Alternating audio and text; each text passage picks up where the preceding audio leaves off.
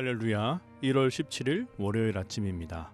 오늘도 생명의 삶 순서에 따라서 누가복음 5장 1절에서 11절 말씀 함께 묵상하실 때 이 본문을 통해 우리에게 들려주시는 주님의 음성들과 그 은혜들 함께 깨닫게 되시기를 소원합니다. 우리 마음을 모아서 조용한 기도 함께 드리시겠습니다.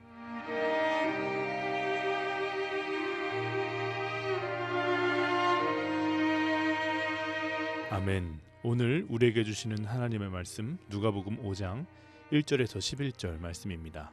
무리가 몰려와서 하나님의 말씀을 들을새 예수는 게네사렛 호숫가에 서서 호숫가에 배 두 척이 있는 것을 보시니 어부들은 배에서 나와서 그물을 씻는지라. 예수께서 한 배에 오르시니 그 배는 시몬의 배라. 육지에서 조금 떼기를 청하시고 앉으사 배에서 무리를 가르치시더니 말씀을 마치시고 시몬에게 이르시되 깊은 데로 가서 그물을 내려 고기를 잡으라. 시몬이 대답하여 이르되 선생님, 우리들이 밤이 새도록 수고하였으되 잡은 것이 없지만은 말씀에 의지하여 내가 그물을 내리리이다 하고 그렇게 하니 고기를 잡은 것이 심히 많아 그물이 찢어지는지라.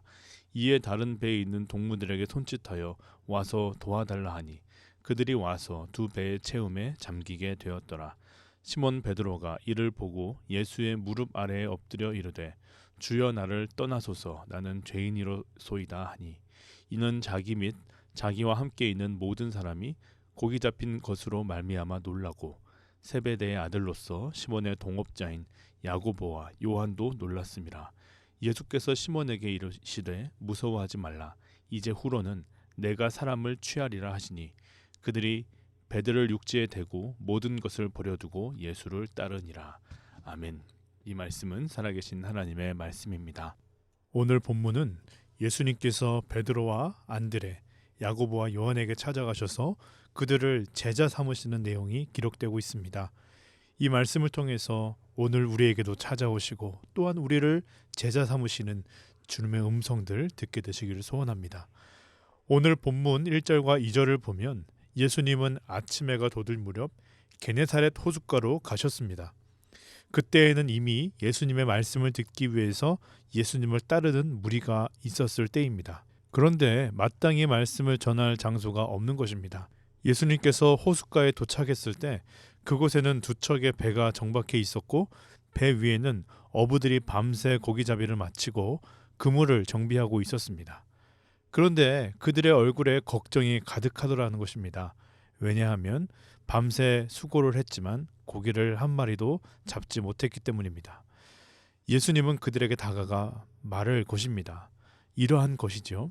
저는 예수라는 사람인데 저를 따르는 무리에게 제가 말씀을 전해야 되는데 전할 장소가 마땅치 않습니다. 선생님들의 배를 좀 빌리고 싶습니다. 그래서 저는 배 위에 올라가고 사람들은 이 물가에 앉아서 이야기를 들으면 참 좋을 것 같습니다. 이런 부탁을 하는 거예요. 베드로와 그의 형제 안드레는 밤새 고기 잡고 허탕치고 그래서 지치고 상한 마음으로 빨리 그물 정비해서 들어가고 싶은 그러한 마음입니다. 그러나 그들은 예수님에게 배를 빌려주기로 결정합니다. 그렇게 예수님은 배에 오르셨고 배 위에서 사람들에게 복음을 전파하십니다. 베드로와 그의 형제들도 예수님의 복음을 함께 들었습니다. 그리고 그들은 예수님의 말씀을 듣게 될 때 이 말씀 가운데 권위가 있음을, 이 말씀이 다르다라는 것을 느끼게 되었습니다. 말씀의 은혜를 받게 된 것이죠. 이 말씀을 다 마치고 예수님은 그들에게 다시 말을 거십니다. 일반적인 상식으로는 아이고 선생님들 감사합니다. 덕분에 곤란한 상황이 잘 해결됐습니다. 참 감사합니다. 이렇게 말해야 될 것 같은데 예수님은 황당한 말씀을 합니다. 4절을 보면 말씀을 마치시고 시몬에게 이르시되 깊은 데로 가서 그물을 내려 고기를 잡으라. 여러분 생각해 보시면 이것이 얼마나 황당한 상황인지 모릅니다. 안 그래도 지칠 대로 지치고 피곤한 자들에게, 그것도 그들은 한평생 어부로 살아온 프로 어부들입니다. 그 전문가들에게 오늘 처음 만난 예수라는 사람이 깊은 데로 가서 그물을 던져보라고, 그곳에 물고기가 많을 거라고 그렇게 얘기를 듣는데 얼마나 황당했겠습니까? 더 놀라운 것은 그들이 예수님의 말에 순종하였다라는 것입니다.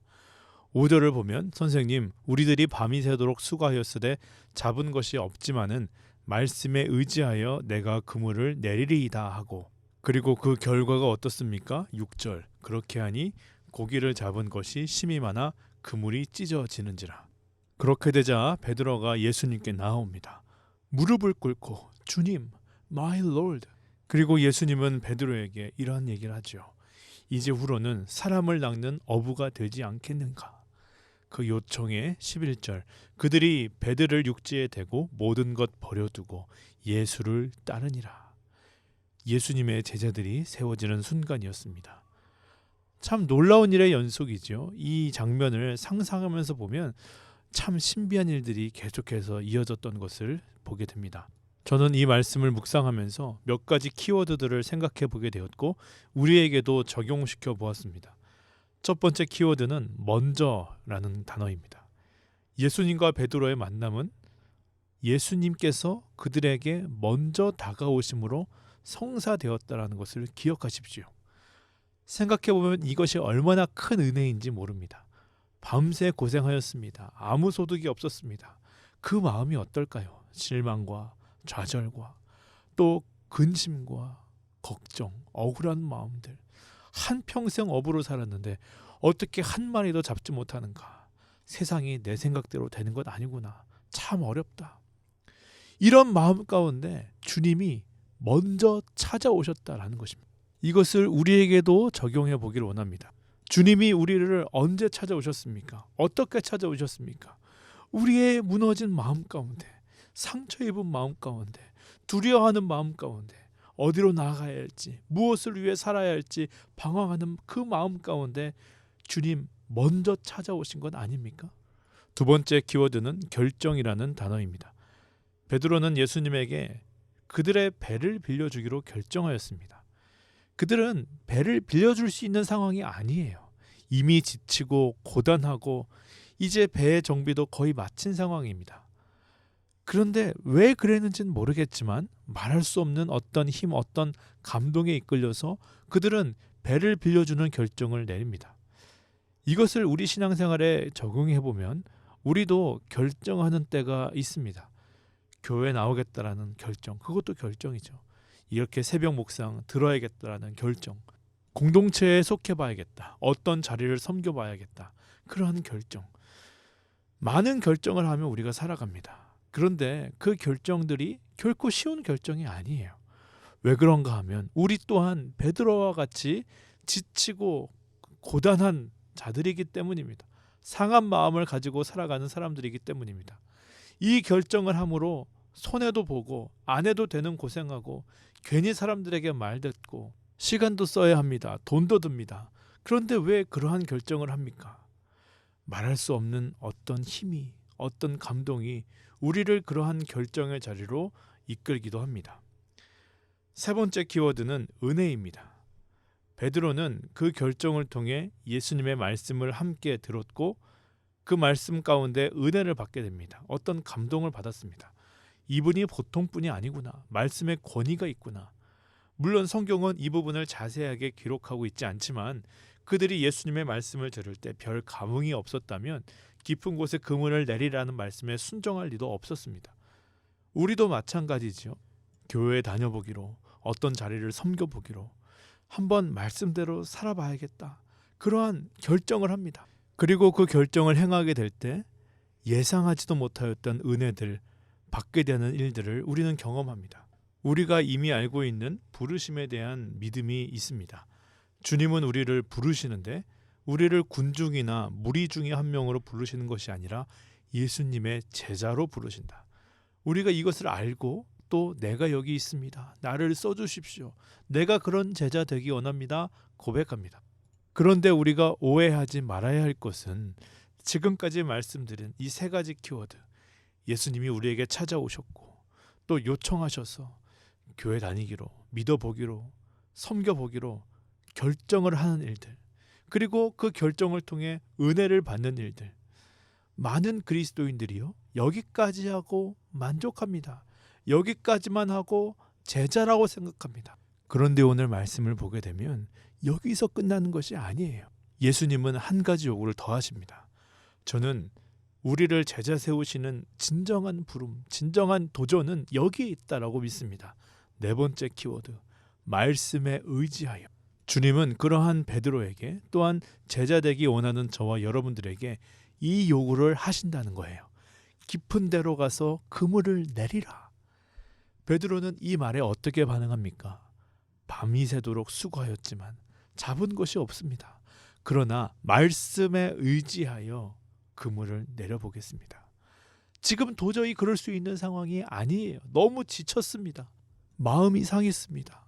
이미 너무 고단합니다. 더욱이 그러한 요구를 한 사람이 이 분야의 전문가도 아니에요. 보통은 선생님 모르는 소리 하지 마세요. 우리도 다 압니다. 안 해본 거 아닙니다. 그렇게 말을 해야 되는 상황인데 그래서 베드로도 이렇게 말하죠. 이미 밤새도록 해보았습니다. 소용없었습니다. 그래서 우리는 포기했습니다. 그러나 베드로가 제자 될 수 있었던 이유가 바로 그 다음 말이죠. 그러나 말씀에 의지해서 그물을 내려보겠습니다. 예수님이 그들에게 요구하는 요구는, 또한 우리들에게 요구하는 요구는 단지 물리적인 수치적인 의미로 깊은 곳에 그물을 내리라는 의미가 아닙니다.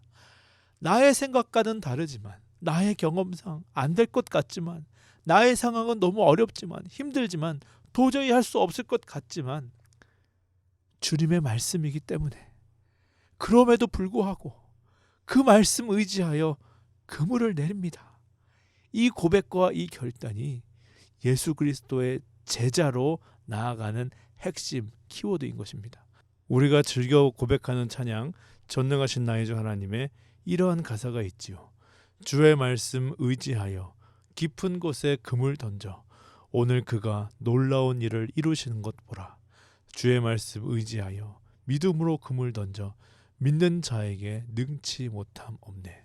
이 베드로의 순종의 결과가 어땠습니까? 6절 7절 그렇게 하니 고기를 잡은 것이 심히 많아 그물이 찢어지는지라. 이에 다른 배에 있는 동무들에게 손짓하여 와서 도와달라 하니 그들이 와서 두 배의 채움에 잠기게 되었더라. 여러분, 주님은 오늘도 우리에게 먼저 다가오십니다. 그리고 동일하게 요청하십니다.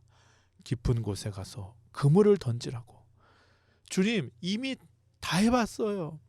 너무 힘들어요. 그렇게 해도 안 돼요. 지쳤어요. 내가 그것 안다고, 모르는 건 아니라고. 그래서 말하는 거라고. 깊은 곳에 가서 그물 던져보라고. 여러분, 그 믿음의 길로 함께 나아가 보시지 않겠습니까?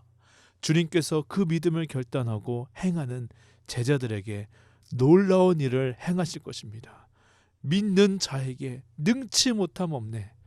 간절히 바라기는 오늘도 우리를 제자로 부르시면서 깊은 곳에 가서 그물을 던지라고 말씀하시는 주님, 그 주님의 말씀에 순종함으로 그가 오늘 이루시는 놀라운 일들을 보고 경험하게 되는 저와 여러분들의 삶 되시기를 간절히 소원합니다. 우리 함께 주기도문 하시겠습니다. 하늘에 계신 우리 아버지여, 이름이 거룩히 여김을 받으시오며 나라의 임하옵시며 뜻이 하늘에서 이루어진 것 같이 땅에서도 이루어지이다. 오늘날 우리에게 일용할 양식을 주옵시고 우리가 우리에게 죄 지은 자를 사하여 준 것 같이 우리의 죄를 사하여 주옵시고 우리를 시험에 들게 하지 마옵시며 다만 악에서 구하옵소서. 대개 나라와 권세와 영광이 아버지께 영원히 있사옵나이다. 아멘. 우리 함께 기도하실 때 사랑과 은혜가 충만하신 하나님, 오늘도 주님 앞에 나와 주님을 대면하기 원합니다. 늘 부족하고 연약한 우리의 심령을 변화시켜 주시옵소서. 우리의 마음을 바꾸어 주시옵소서. 믿음의 언어와 믿음의 결정을 통해 그리스도인됨을 증거하며 살게 인도하여 주시옵소서. 또한 우리를 제자로 부르시는 주님, 그 초청에 응답하기를 원합니다. 깊은 곳에 가서 그물을 던지라 말씀하시는 주님, 그렇게 순종하기 원합니다. 나를 포기하고 나를 내려놓고 오직 주님만 따라 살아가는 신실하고 충성된 제자로 우리를 세워주시옵소서. 우리 그러한 기도의 제목으로 함께 나아가기를 원합니다. 기도하시겠습니다.